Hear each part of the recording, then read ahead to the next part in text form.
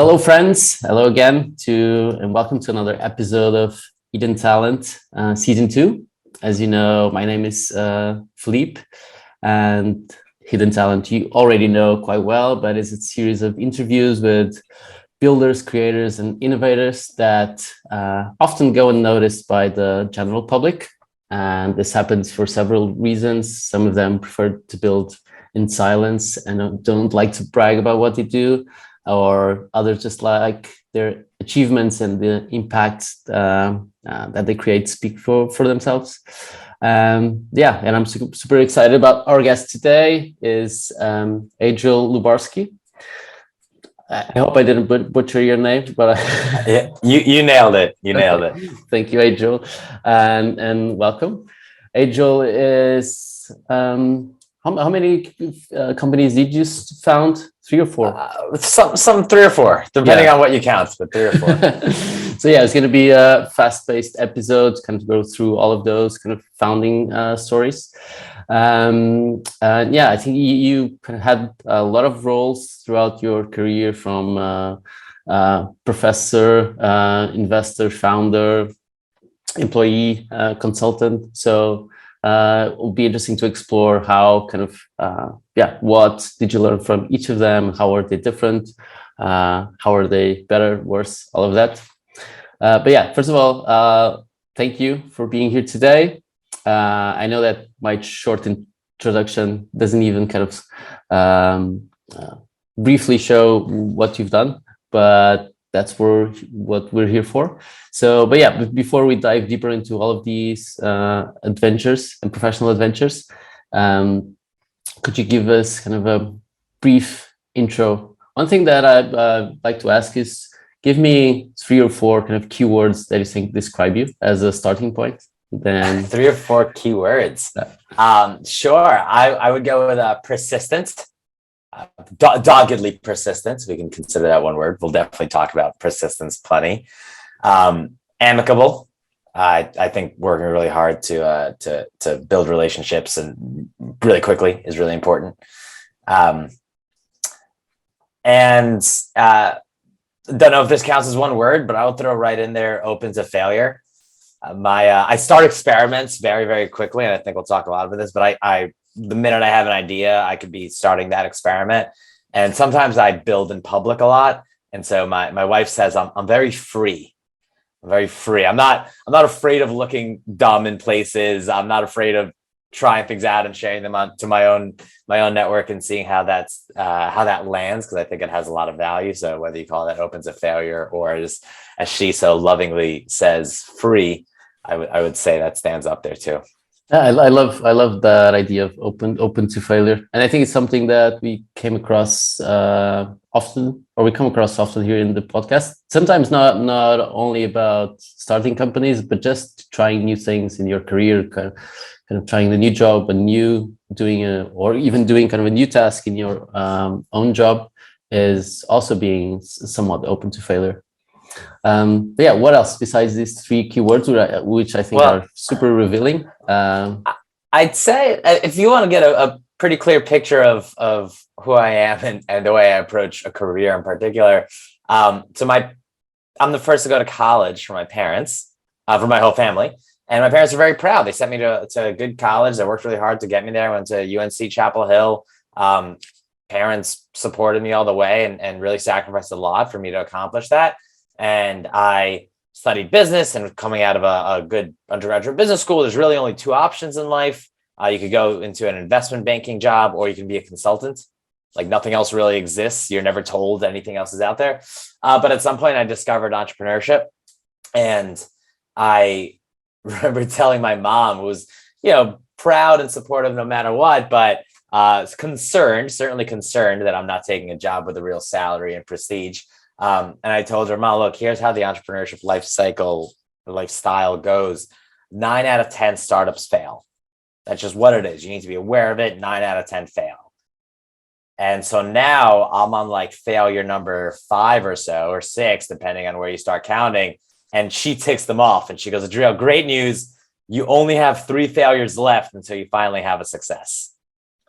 That's it. The perfect 9 out of 10 is going to be hit. And I think that that pretty well describes my approach to things, which is like, keep trying, keep putting stuff out there, fail plenty of times, but it always needs to be for a different reason. So I don't know whether it's good or bad. I haven't failed for the same reason twice, I'd say. On the other hand, some people find success where others see failure. But I think you got to be fairly honest with yourself, or hard on yourself, or one or the other. But we're almost at number 9, so hopefully soon. Okay, well, I'm sure we'll go over all of those numbers, but let's start from the beginning. And one thing interesting that you mentioned is that looks like your kind of family and kind of your family context is completely different from you in that regards, kind of trying to kind of risking things and going through the kind of the non-traditional job. Meaning, I'm assuming this because, of course, they wanted you to succeed, and of course, succeeding, going through the walk kind of path is probably have a better chance of succeeding if you go take like a certain degree. So, but yeah, tell us a bit more about first of all, what were your kind of hopes and dreams when you were growing up? What did you want to be, or what did you want to do, and what did your parents want you to do, or what did they want you to take a certain degree, or were they very open to let you choose?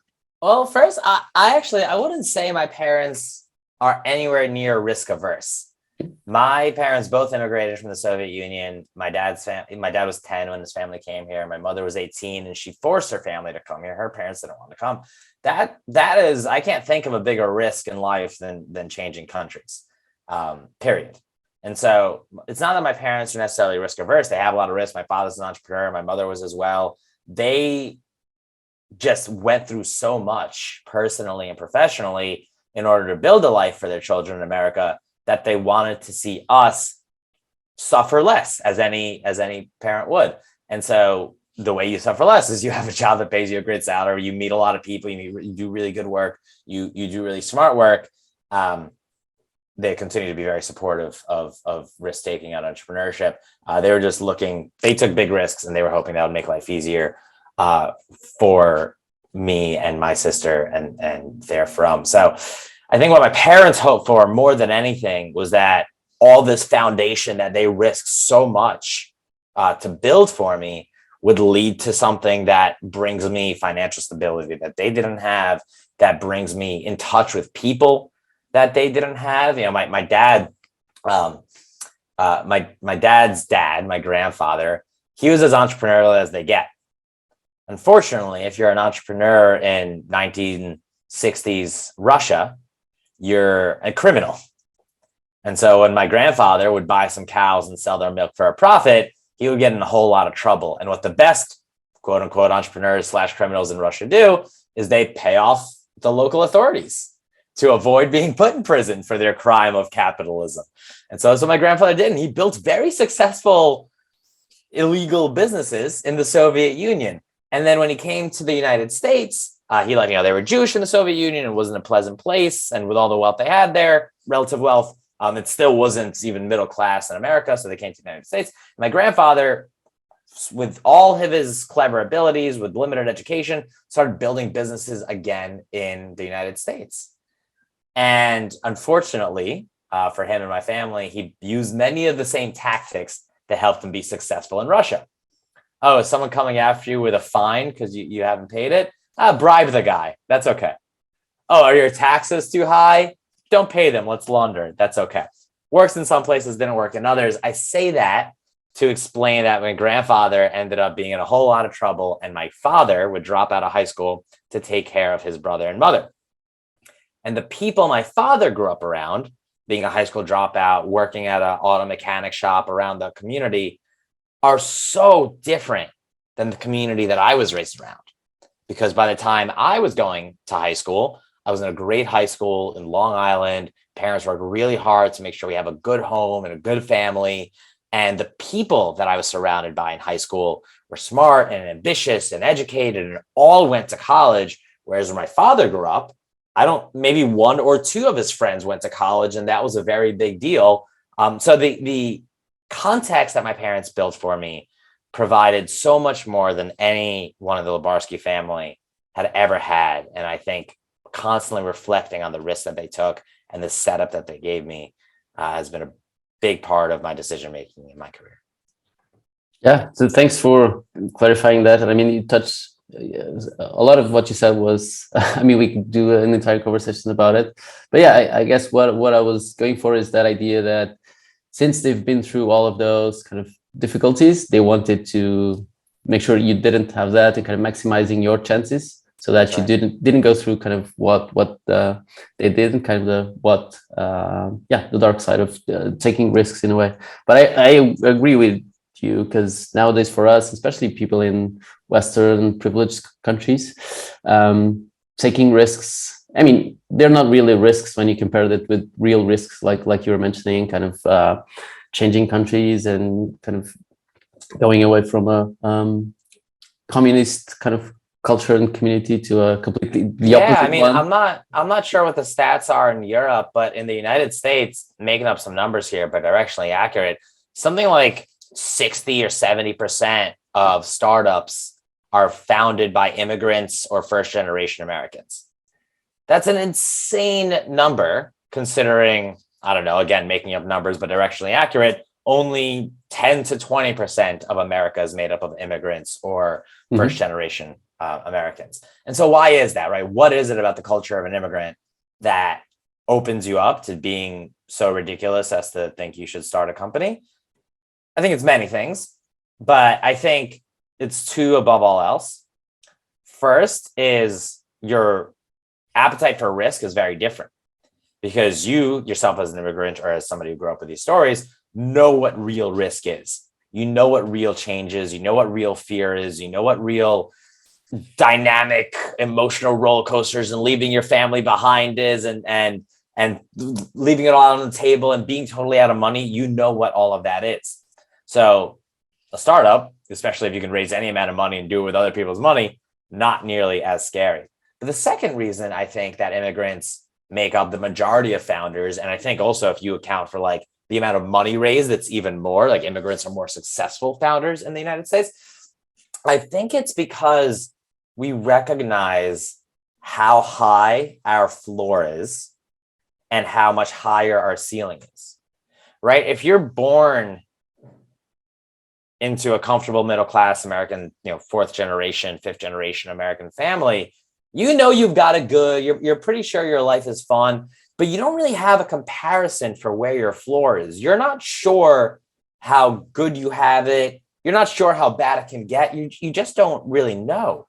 Maybe if you live in a city, you see people around you, but still, you just don't really know. Whereas as an immigrant or a child of immigrants, I, at least, I'll speak for myself, am so blatantly aware of how comfortable my life is. Like, so absolutely not in the dark about how easy I have it in life, being especially son of immigrants, being born in America, being educated in America, being surrounded by the friends and family that I have. Like, my life in every possible version of this question is so easy. Therefore, I can constantly take risks because I know I'll never go below a certain floor. Like, my life, I can't even imagine a scenario in which things are terrible for me. And I think appreciating that and acknowledging it means I can be more open to trying out new things, to taking more risks, because if everything goes poorly and everything falls apart, I still have an American education. I still get to live in a first world country. I still get to be surrounded by friends and family who are going to be very supportive of me and who are also educated and smart and successful through their career paths. And so that's why I think being an immigrant or being a child of immigrants, it brings out entrepreneurship and it brings out comfortable risk taking. I love that argument. I mean, I was thinking, and you can almost use the same argument to make the opposite case, which is, I mean, the people who don't have that floor comparison, they do think that what they have is kind of the floor. It's what everyone has, so they wouldn't have anything to lose by risking. But I think what might be the case, kind of in cases like yours, is that since you know that your kind of parents' floor is so much lower, and there's that big of a difference, you can also see that can be, you also saw that their success case, and you can also see that if this is my floor, it means that I can go much higher, and you see kind of, that's right. You know how high your ceiling can be because you saw how high your parents were. And what kind of risk taking can bring you in terms of growth and kind of success and kind of life improvement. And maybe the people who are not sons and daughters of immigrants don't have those kind of benchmarks or those kind of success or stories around them. That and you can gain them in other ways, right? You gain them through travel, you gain them through education, you gain them through, I don't know, watching films. Like you gain podcasts, you gain through podcasts. You can gain it in other ways. It's just when you're raised with it, I think it's particularly potent. Mm-hmm. So what would you say kind of is the big difference, or how does that kind of change your approach about having a support network and not having a support network? So you mentioned your grandfather, and he basically was an entrepreneur and a founder with no kind of support network. So if he failed, he kind of failed completely. He had no one kind of to rely on, and kind of almost no floor. I imagine kind of going to jail in 60s Russia. But nowadays not one of the better jail systems. Yeah, a lot of us that sometimes are risk averse, and we do have that support network you're mentioning. We can always go and sleep in our parents' house. We have a college degree. We have certain kind of things that won't go away. What difference do you think it makes, kind of comparing you with your grandfather, having and not having a support network? Because I mean, as we saw, it's not the risk appetite that changes. Yeah, I mean, I actually think I am still less of a risk taker than someone like my grandfather, and that's something I'm working on. Because I was raised, you know, we by no means were wealthy, but like I had everything I wanted, and went on cool vacations, and that was amazing. And as I think about what I want in my life, as I want for my family, what I want for my future children, I want them to appreciate those same comforts.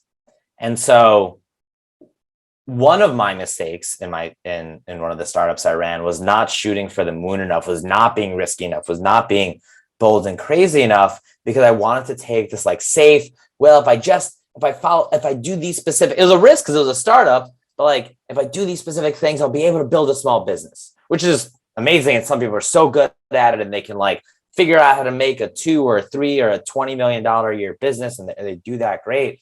But because I wanted to make sure my floor remained high, I actually took less of a risk than maybe somebody like my grandfather, who's got nothing to lose, would take on his own. Like the businesses my grandfather started, like he started big taxi companies and auto repair shops and like, you know, big complicated things, which I've sometimes tried to do as well and struck out for some reasons. But as we get more in life, as we own more, I'll speak in the first person, as I build myself a more comfortable life, my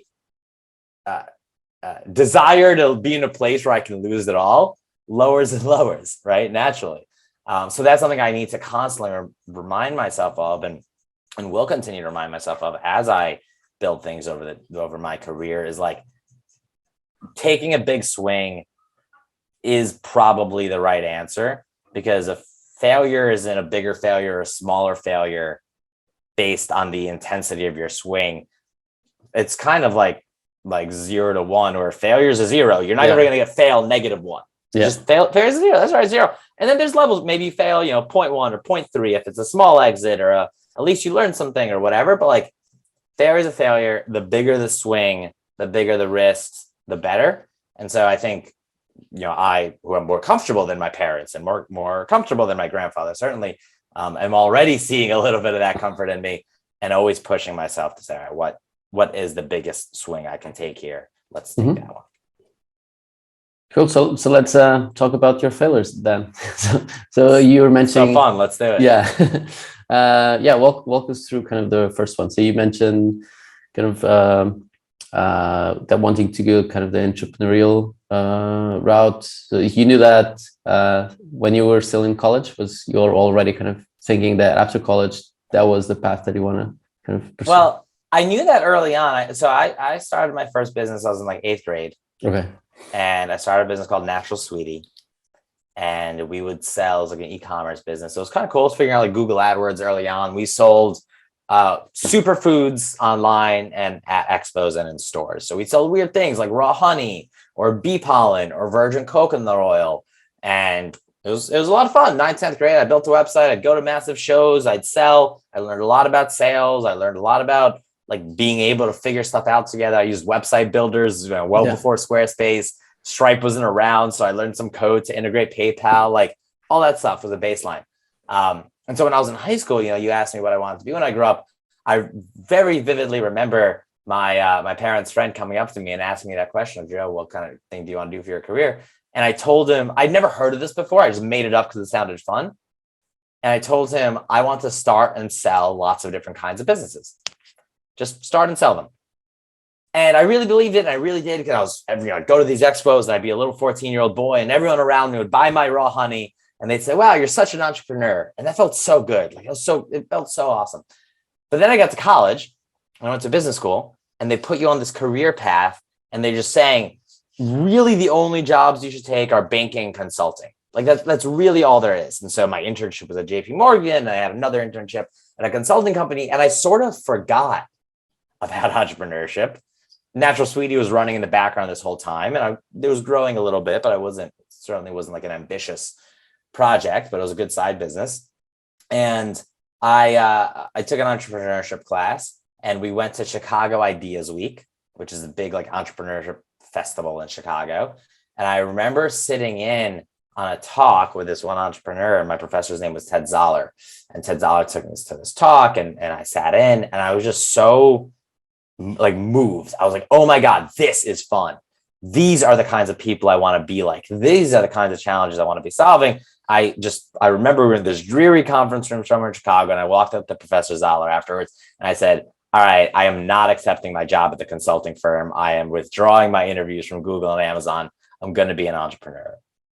So the first business that started it all was Natural Sweetie, and learned a lot. Again, learned how to sell, which is, I think, still where my biggest strength is as anything. Right now I'm in sales. And so learned how to sell doing that. The reason for that, if you want to call it a failure, it was around for 10 years. It made a good amount of money and then it basically wound it down. But the reason it never became a very big thing was just lack of focus.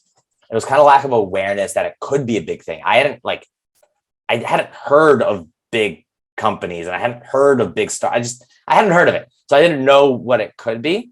And now looking at companies like Thrive Global or all these companies that like build and sell Whole Foods, like we were Whole Foods online. I don't know. We were Thrive Global. And I just didn't know. So the first failure, if you want to call it that, after about 10-year run, was just lack of awareness about what success might look like. So that was the reason for that one. Yeah, not having, like we were mentioning in the beginning, not having the kind of that benchmark or kind of case studies that you could, or even other founders that you can look up to and saying, I want to be like that founder, that specific founder. Because you were mentioning, superfoods were the thing after you started that one. Yeah, it was early on. So I just didn't know. I didn't know. Okay, yeah. But then you start finding things out, right? Then I went to school and I was in some clubs and I took some classes and I started reading like all the entrepreneurship things. I was like, wow, this is like a world. I didn't know that. You see companies around you, but you don't realize people built them. You're just like, oh, they're there. Like, good thing PayPal was just here for me to use. And I personally, I'm sure more precocious teenagers than I did figure it out and did start big businesses and figure it all out on their own. I did not see it until maybe junior or senior year of college. Okay. Just one question about this first adventure, failure, or learning. Is you're mentioning that other thing that you learned was sales. Were you talking about mostly kind of sales online or kind of sales like people to be person to person? This was very person to person. So I would go to conferences, big health expos with thousands of people there. And, from the ages of 13 to my last one was probably 22 or 23 years old. I would go to this conference. I set up a booth and I'd have a pretty little booth and it had my, I had a banner behind me that said Natural Sweetie.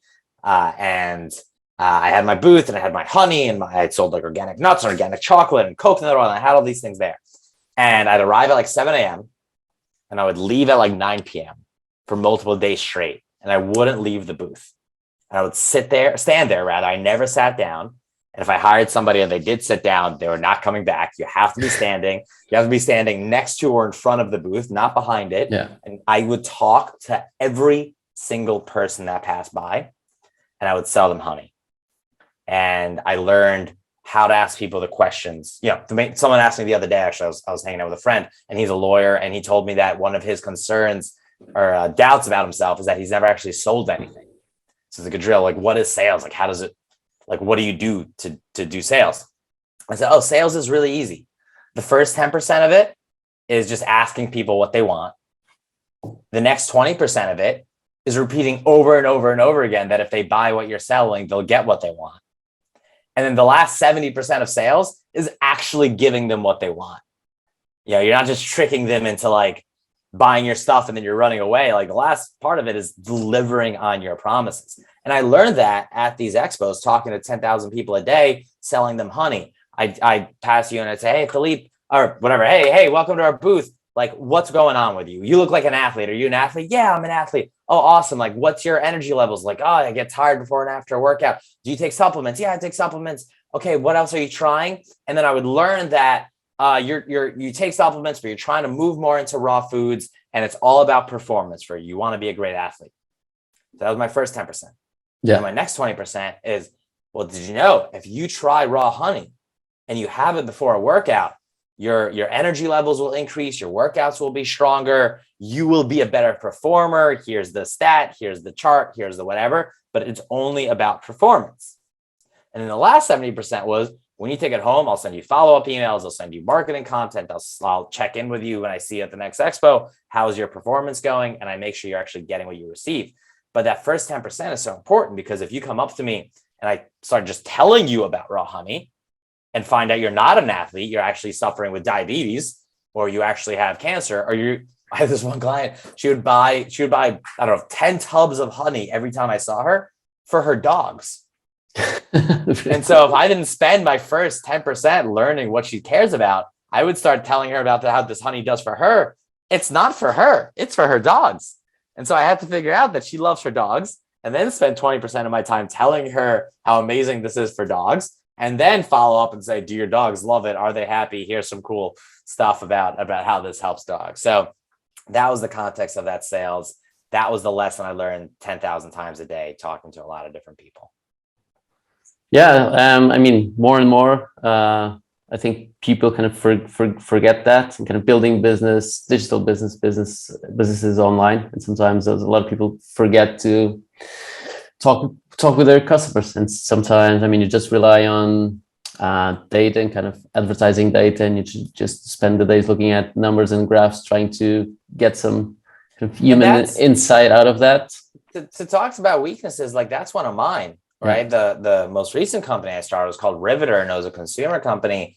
I was not good at that. And that's probably one of the reasons, we sold it and investors got some money back, but like it wasn't what we were hoping for. And part of that is my lack of interest / lack of ability to really pull deep insights out of data, and to look at like patterns on the website and say, hey, if we make the button 10% bigger, they'll click 4% more. And if we just move them through this flow a little faster, it'll be a little better. I love like complex enterprise sales, talking to people, understanding your problems. I love when it takes weeks or months to close a deal. That's what I love. And that's what I found I want to be doing. Consumer stuff where it's like, hey, can I get $10 a month out of you, a little bit faster, or like show you the right case study and pop up in the Google search? That's not my skill set. Unfortunately, other people did make that their skill set. But I think even for those people, even for the consumer marketing specialists and people who build B2C click funnels and can sell you a delivery smoothie or whatever, talking to people as often as possible, understanding what their problems are, and then building your strategies, supporting it with data or improving it after that is great, is really important. But talking to those people, understanding their problems as often and as early as possible, think that still really means a lot. Yeah, because I think there are two different steps. I think the taking or looking for insights in the data is about optimizing kind of your sales funnel, the process, but you already have like a finished product that you know that people want. But that's not always the case. So there's like in your case, you're trying to find out if who will benefit from this raw honey the most, and even find out if raw honey is the right thing to sell. That's right. Maybe they need the bee pollen. Maybe they need the bee pollen, and we should give them exactly what they want. So yeah, I think that talking kind of more and trying to getting some empathy with the customer first is and some people just jump into optimizing campaigns without even understanding what you're building or selling. So yeah, so first one, learning how to sell and learning that you could kind of aim for more in terms of what you're building. Just one final question. How did kind of the idea of selling superfoods came to you? Was it just because you thought it would be a good business? Was it something that kind of spoke to your heart in a way? No, my father, one of the business he started was a health media company. And so he would put together these expos, and I would go and help when I was a little kid. I'd go like hand out flyers or like show people where their booths are. And then one day I was like, I want to be one of the people with a booth. I want to be actually doing something here. So the first thing I ever sold was organic apples. They're like $1 a piece, and it's a lot for an apple, but people bought them. And organic chocolate, which I just found online. I bought a bunch of bars. Yeah. And so that's what it started. And then the next one, I found another product and another product, and I would experiment and I'd find the right ones and so on and so forth. But it started because my dad had these expos. I'd walk around and help, and I wanted to have a more active role in them. And then I went to all my father's expos, many others as well, but my father's especially, I became like a cornerstone. Like he'd always stick me in the back corner because I had a special rate, so I was far in the back. But everyone knew me. They were like, "Oh, you're Alex's son. How are you? So great. What's going on? Good to see you again." They knew where I was. I built this rapport. They watched me grow up. It was a very good time. It was very meaningful. And he provided a lot of support. Like he saw an entrepreneurial inclination in his son with all the advantages that I had, being born an English speaker. I was not in college yet, but like clearly gonna go to college. He saw those advantages, and he helped me out a ton.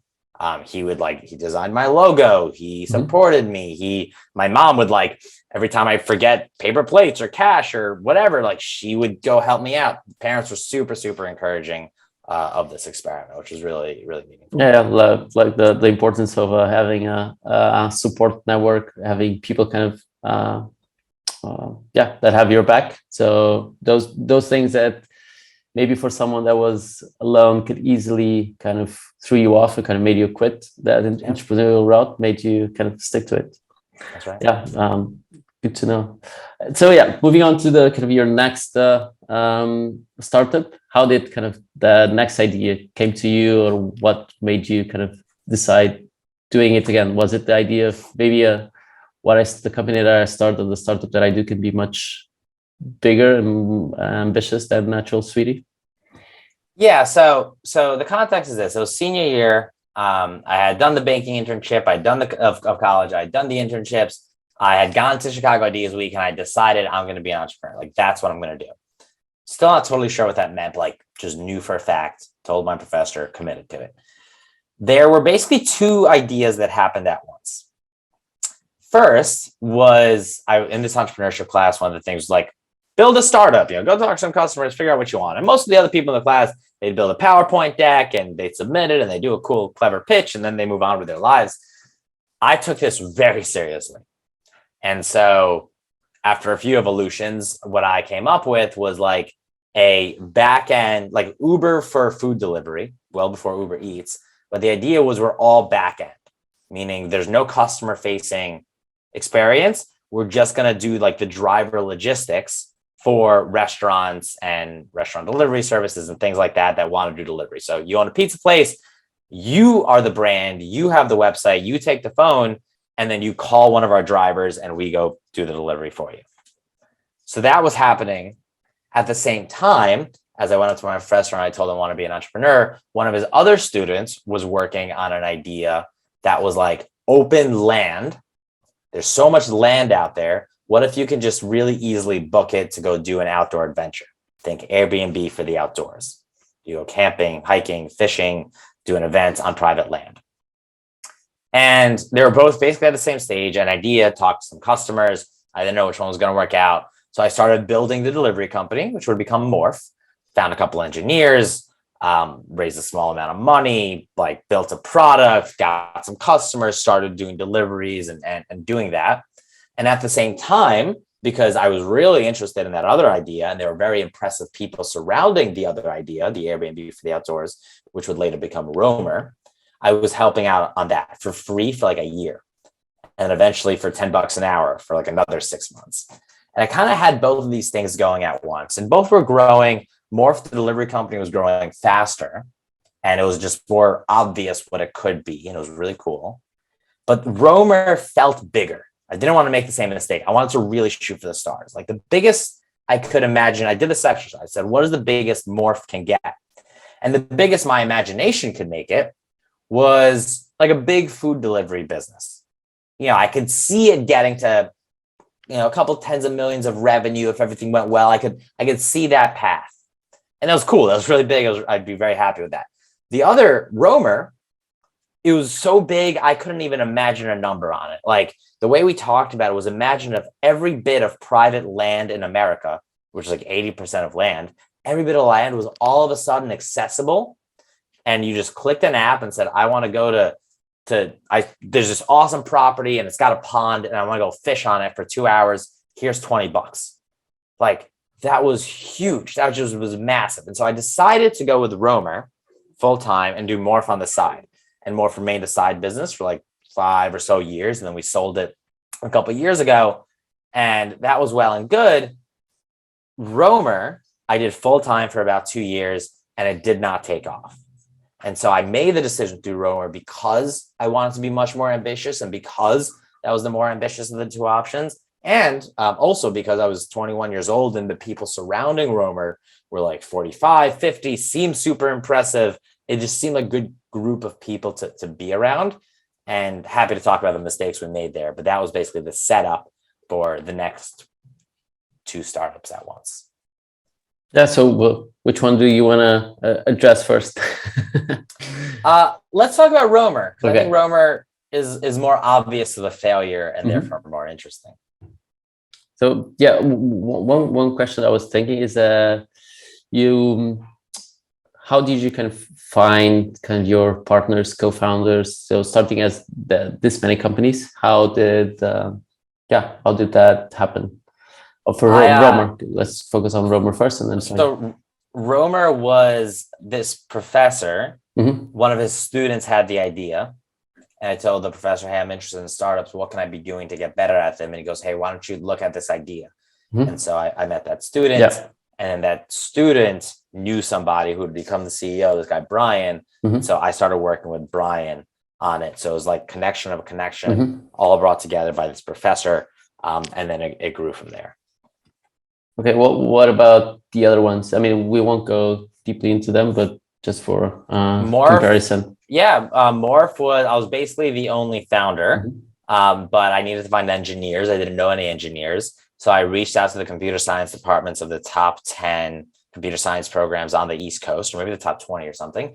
And I said, hey, I'm doing a startup. Like, here's what I can pay. I'm looking for computer science people.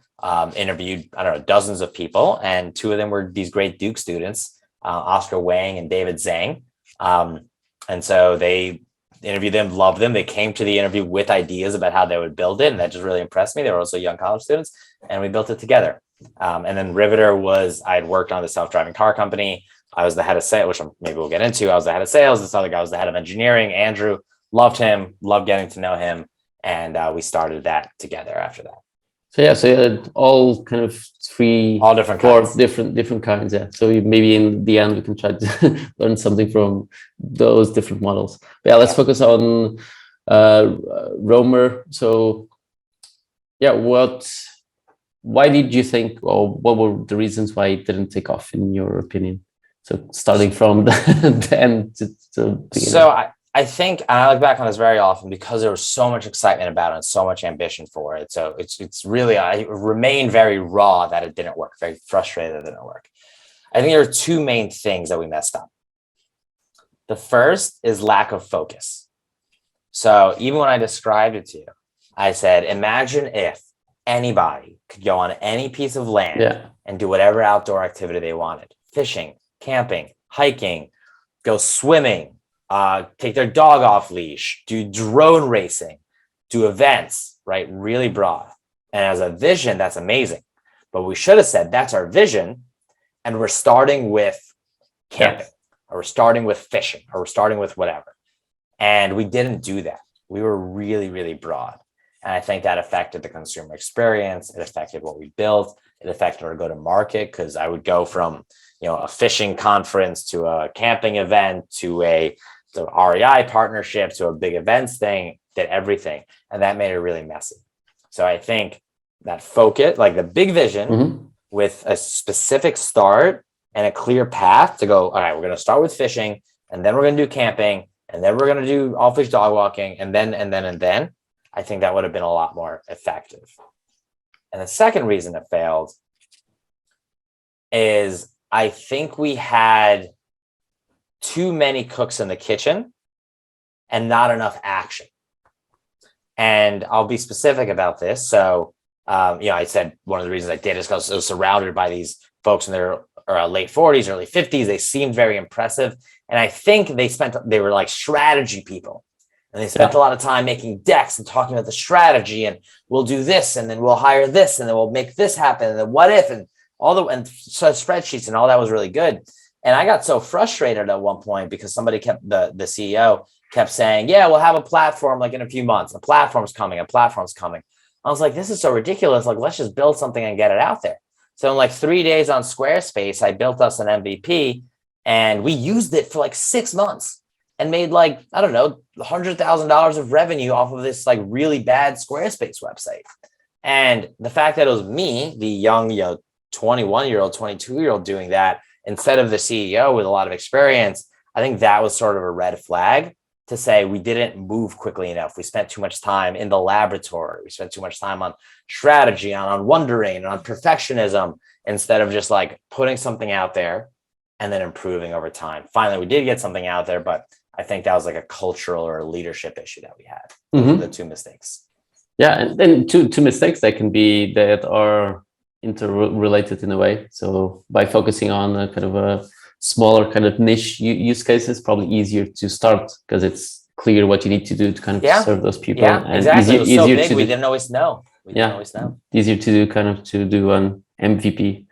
And also, the kind of business that Romer is, being a consumer-facing app and being a marketplace, meaning that you need to kind of acquire users on both sides of the marketplace. I think it's probably the hardest kind of business to build to take off and to get to critical mass. Even if you don't have those the kind of the problems that you described. Yeah. And there's some that did it really well. So HipCamp is one of my favorite startups. They recently raised, I think, a Series B from Andreessen Horowitz. And the woman running it started at the same time that we started. And she was just specific. She said, we're just camping. We're camping on private land. And it's an amazing company. I'm one of their top customers. My wife and I actually got like a package from them thanking us for being one of their top customers because we used it so much. Because they did an amazing job. They said, we are camping on private land. And everything they did was about being camping on private land. And they're still camping on private land 7 years later or whatever it's been. But maybe they'll expand. Maybe they'll grow into something, but there's enough market in camping on private land to make them a whatever they're worth now company. And I think that was a great lesson. Mm-hmm. How do you feel about that, about having a similar idea at the same time? And then may the best man win. Yeah. I don't know. I feel great about it. One of my favorite or most memorable perhaps books around entrepreneurship is called AI Superpowers. Have you ever read this? No. All right, but it's by this guy Kai-Fu Lee. Okay. And Kai-Fu Lee is a Chinese artificial intelligence researcher, and he was big in the 80s. So you ever hear of like how AI beat the world's Go champion like 10 years ago, and in the late 90s, AI beat Gary Kasparov at chess. Well, in the late 80s, this guy Kai-Fu Lee built the AI that beat the world Othello champion. So he's like one of the first AI researchers. And he writes this great book called AI Superpowers. And it's about the difference in the United States versus China about approaches to artificial intelligence. And he talks a lot about policy stuff, but he talks about the cultural stuff of entrepreneurship. And he says, everyone in America thinks that the Chinese are not real entrepreneurs. They're just copycats. Everyone just says, America's real innovators. We build, we create, and the Chinese are just copycats. But here's the problem, and here's the difference. In America, copying is a very bad, it's not nice. It's not nice. Yeah. Well, Adriel had the idea first. If you're going to copy Adriel's idea, that's not cool. You're going to be frowned upon. Whereas, so all of a sudden, Adriel's got his idea, and it's kind of not cool to copy him. Whereas in China, if Adriel has an idea, and there's any semblance of this might be a thing, 100 people are going to copy me immediately. So what does that mean? That means that Adriel needs to be so good at executing his idea. He needs to be so close to his customers. He needs to be doing such an amazing job. He's got to beat out 100 copycats. And that's real entrepreneurship. It's if there's 50 shoemakers on one street, how do you make sure you are the best shoemaker? That's impressive. So when you ask me, how do you feel about someone else doing the same idea as you at the same time? I say that's what entrepreneurship should be. I should see that someone else has an idea. I should want to put my own touch on it. And then I should take that and say, how can I be the best entrepreneur I can be? And that's why the Chinese have a lot of success and a lot of small businesses, a lot of mid-sized startups, and a lot of bigger ones, because that copying forces people to constantly persevere, constantly be more creative, constantly go bigger and think differently and push the boundaries of things. Whereas in America, obviously tons of success and lots of entrepreneurship pedigree here, but copying is a little frowned upon and culturally. And I think it's a great thing. Alyssa, I don't remember her last name, the woman who founded HipCamp.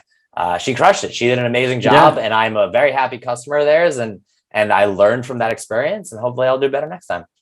Yeah, I love that story. I think kind of my main two takeaways. First is that the realization that ideas are worthless is all about kind of execution and how you execute. Of course, execution without idea doesn't work, but ideas are only worth it in the just the 1% that you need to deliver the other 99. Of course, there are also other ways you can differentiate from the 100 copycats. And I think kind of the storytelling and narrative and kind of the community that you build are also things that you cannot copy as easily. You cannot copy a community as you can like a physical product or software. That's the main takeaway. And the other is that by copying stuff and by doing more stuff, you actually learn how to be creative. So you don't have ideas out of thin air, and just by copying other people's ideas, and like in your case, starting your own businesses while you're younger, and it can be just copying other businesses and trying to do it in your own way or doing the exact same. But that's 100%. How you actually kind of build those. It's how you build the muscle. Yeah, exactly. If you want to, let's use build the muscle in a literal sense. If you want to go build muscles, you shouldn't get creative. You should do what a trillion people. You should do a bunch of curls. You should do a bunch of pull-ups. You should do a bunch of bench presses. Don't try to, climb trees until you build muscles. Exactly. Same thing with businesses. Or there's even with writing, I think is a good example. There's this entrepreneur named Sam Parr who started a famous newsletter called The Hustle, sold to HubSpot. He's got this course I just took called copywriting. And what it is he says, hey, 100 years ago, why were people who were less educated than modern people such better writers? And it's because the way they learned to write was by copying other people's writing, literally copywriting. So he gives you this course, and it's like $89, and it was great. And every day for 2 weeks, he sends you a great piece of writing. And all you do is copy that writing word for word. And it builds the muscle of how to write in more professional language, how to write creatively. And then you can take it and apply it to your own self. I think, look, same thing with startups. It is not a bad idea to make your first couple of attempts something similar to stuff you've seen in the world. Gives you a bit of a playbook. It helps you understand how to build a business. It helps you understand how to differentiate. And then as you gain more knowledge, you gain more credibility, you can, go crazy and try absolutely brand new things. But copying is a really good copying is a really great way to build a muscle. So just summarizing 3 key lessons. So the first was kind of to learn how to sell by speaking with people, and kind of dream higher, kind of aim for more. Then with Romer is focusing and start small but start fast kind of thing. And this idea of also start by just copying other stuff, just kind of relates to that. And what about kind of Morph was kind of completely different kind of business. What happened to that, or how did it evolve? Because you were focusing on Romer and you were kind of just doing Morph on the side. Did you have another person kind of leading the business? Yeah, Morph was always a good small business, basically. Operational business, good skill to learn. I think not the failure necessarily, because we sold it and did all right. The lesson there for me personally was one of the reasons I didn't pursue Morph and make it even bigger. I left Romer. I thought about, all right, let's focus full time on Morph and build this into a decent sized business. And the reason I decided not to do that is I couldn't find a way to pay the drivers what I wanted to pay them. Like, I was paying them more than anyone else. It was, food delivery business, whatever. You could log on, log off whenever you want to deliver orders. And I couldn't figure out a model in which I could pay them as much money as I wanted. Our drivers were making, I don't know, like $14 an hour, which was for a food delivery driver, not too bad. But I didn't want to build a business in which all of my, they weren't employees, all my contractors, all the people I work with are just scraping by. That's really high churn on employee count. That's not what I wanted. So the lesson there was, as I think about what kinds of businesses I want to build, I should look out a little ways ahead and say, if I succeed at this, are the people I'm going to be working with the right kinds of people? Are they the people I want to work? And look, we did a lot of good. There were musicians who were able to be musicians because they drove for Morph, and they were immigrants who this was their only job available to them. And that was all well and good. And I hope all those people find a lot of success at Lyft and Uber Eats and DoorDash. And even if they can get jobs as employees instead of contractors, all more power to them. But that's why I never really grew grew Morph. I couldn't build it the way I wanted to build it. Yeah. It's probably not a business that you're as passionate about, kind of just spending your time there. So what next after Morph was Riveter, right? Yeah. Well, I went to a self-driving car company. Okay. And that was a ton of fun. It was hugely ambitious. It was really interesting. It was self-driving car. It was the coolest thing in the world. And I led sales there. I was the first non-engineer, and I was there for like 2.5 years. Put a lot of the things that we got wrong in the past into practice here, and it was going pretty well. And then COVID hit, and I was working on some other ideas around unemployment, and I just thought this would be a really good opportunity to help the unemployed in whatever way possible. And so Riveter was a business that grew out of these ideas around unemployment, about how can you build a better community for the unemployed, give them more resources, give them a better chance at having a positive experience through this very difficult time. And that started around the time COVID began. Yeah. I was curious because we're reaching kind of our time here, especially kind of the difference from your perspective between, because you had that job at the self-driving car, and now you're also employed at Green Places. So kind of what do you like about having your own company and being a founder versus working in a job at that company that you're really passionate about? So the differences and the pros and cons of jobs versus being a founder. Yeah, the thing I love, fairly easy for me to say, the thing I love about being a founder is the diversity of experience. Like, you're doing 10 things a day. on product, on sales, on marketing, on legal, on HR, and it's all different and it's all dynamic and you're context switching constantly and you're selling all the time and it's a ton of fun. That said, my track record shows like I need to learn to be a better founder, right? I've done it a couple of times. It's all gone okay. I want it to go a lot better. So when I join other people's businesses, the self-driving car one, currently I'm at Green Places, run by a really great founder named Alex Lassiter, who's done this before. I learn a lot. I learn a lot about what a successful company looks like. I learn a lot about what's working. I meet a lot more people because these things grow a lot bigger. And so these in-between times, in between founding things, I couldn't be more dedicated to and couldn't be more excited to see grow. And hopefully something Green Places turns into a $1 billion company and I get to grow with it and I get diversity of experience and all that stuff. But being around people who have done this before, who are opening me to new networks, to new experiences, I think is incredibly fun. Yeah, I mean, that's a good way to put it. So being a founder is basically learning by doing, and a job at a good company like those is learning with other people. So you have more kind of. You're certainly doing a lot, but you're watching a lot as well. That's right. Yeah, you can model from other people, so you don't have to make all of the mistakes yourself. You can learn from other people. So yeah, that's a good way to frame it. But yeah, thank you so much, Adriel, for your time today. I mean, we could spend hours and hours here, but we like to keep it kind of straight to the point and tight. And maybe we'll do a follow-up episode when you start your next company. Awesome. I would love that. Hey, it was great to chat with you. Thank you so much. Thank you so much, Adriel. All right, bye.